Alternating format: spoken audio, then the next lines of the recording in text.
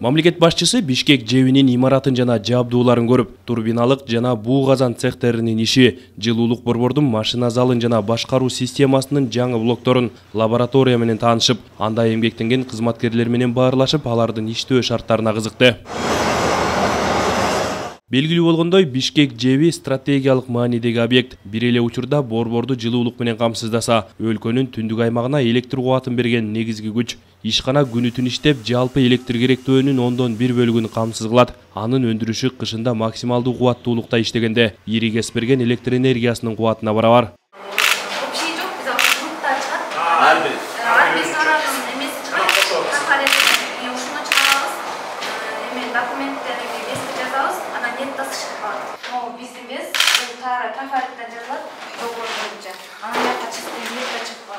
То есть поставщик менен силердин ортоңордо эч разница болбойт. Болот, дарим болот. Эч качан нолдон чыкпайт, кээде эле чыгат. Патришас болот да, баягы жолдон катере болот, шама апамалар грамм килограмм кетип калат. Артыдан.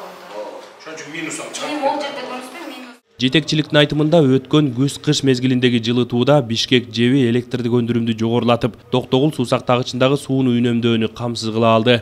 Буга параметрлер көрсөтүлөт. Канча градуста неге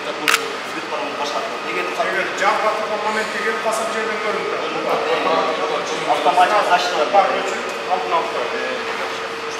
Буга бар иши башка турат. Буда операция жасалып, бир эчтеке өзгөртүп албайт. Только тиги жакта компьютер өзгөртүп алат. Биз ким барабыз? Только наблюдение.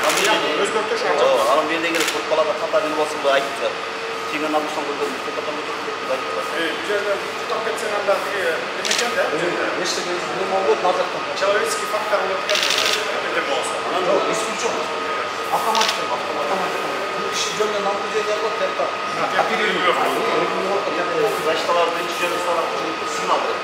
Ири ишканага жыл сайын 1,5 миллион тонна көмүр сатылып алынып, график боюнча үзгүлтүксүз келип турат. Мазут боюнча эч кандай көйгөйлөр жок. Учурда жабдууларды пландуу оңдоо жана профилактикалык тейлөө иштери жүргүзүлүүдө. Бүгүнкү күндө бул жерде 300 000 тоннага жакын көмүр бар.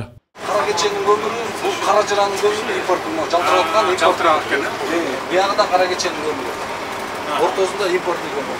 Биздики ичине топурак аралашкан сыяктуу болуп турат экен, э? Жок. Майда болуп. Ошондой. Каралча кум сыяктуу болуп турат экен. Сабулар жалтырак таза көмүр экен. Биздикиде таза калорий көтөрүлбөйт.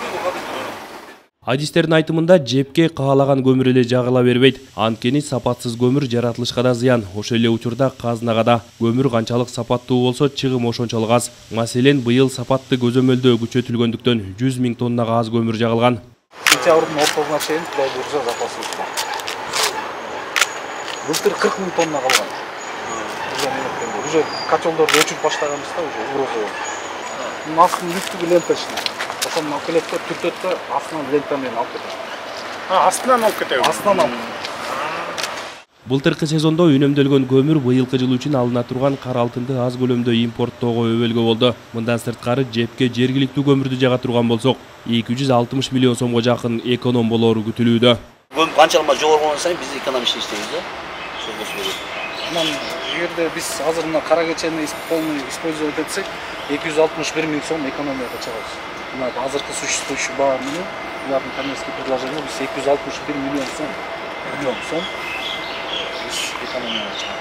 Мамлекет башчысы ишкананы кыдыруу маалында ыкчам кеңешме өткөрүп, шаардыктарды жылуулук жана жарык менен камсыз кылып жаткан мекеменин кызматкерлеринин эмгек акысын жогорулатуу маселесин карап чыгып, жакын аралыкта чечүүнү тапшырды. Ошондой эле күз-кыш жылытуу мезгилине даярдык көрүү планга ылайык аяктап, көмүрдүн белгиленген көлөмүн камсыз кылуу зарылчылыгын эскертти.